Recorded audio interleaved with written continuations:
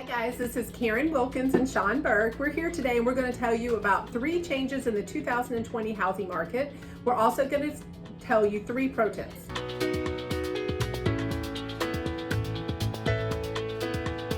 So the first thing we want to go over is going to be interest rates compared to last year. 4.2% was the number last year, and everybody thought that that was really going to be the floor of the interest rate, and it ended up not being that way. So it dropped a full percentage point from last year of April to what we have now at 3.2%. In April. In April, right? But now April to they're April. starting to creep back up, and they're like in the high 3s now, but they're still just historically low. Still Yeah. historically low. Right? Yeah. Your first pro tip is that to get this historically low interest rate, you have to do your part. Just because you get approved for a house doesn't mean you get the best interest rate. The interest rates are based on several things, but 2 things that they are based on is your debt ratio. How much debt do you have? And the second thing is how great is your credit score? So if you want to lock in at one of these historically low rates, the best thing you can do is improve your credit score and decrease your debt.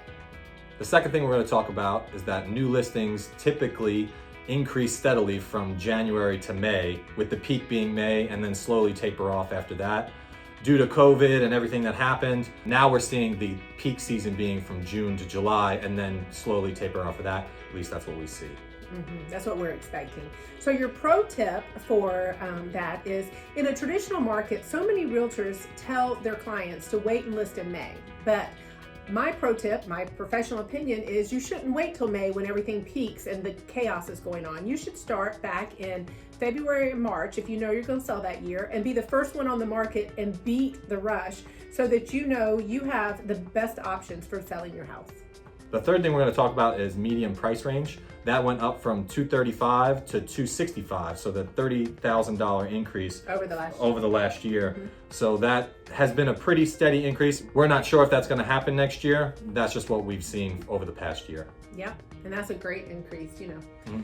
Your pro tip number 3 is, when is the right time to buy a house? And my answer is always when you can, because I'm a big Dave Ramsey fan, so I don't mess with my investments. I just let them float and let them go up and down. But the same thing with the housing market, it's always going to increase over time. If you bought a house for $250,000 and had a mortgage of $1,500 a month, over 5 years, you would probably walk away with, just on very conservative numbers, about $50,000 worth of equity.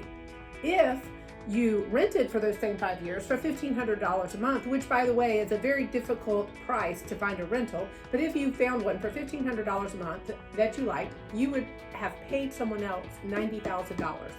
So the question is, when's the right time? As soon as you can, my opinion. So going back on that old statement of timing, not timing in the market, but time in the market. That's right. Not timing. Timing just is how long you want to stay there, because otherwise you're paying housing somewhere. Listen, if you're one of our past clients, we're going to have a link in an email that we're sending out that you can sign up. But the deal is, we have Tacky Tourist Bingo coming up. We're so excited about that. Details, you'll hear from your agent for the details. But on July 16th from 7 to 9 p.m. on Zoom, we're going to have a blast. We have tons of donations. We will be giving away lots of prizes, and I can't wait to see you there.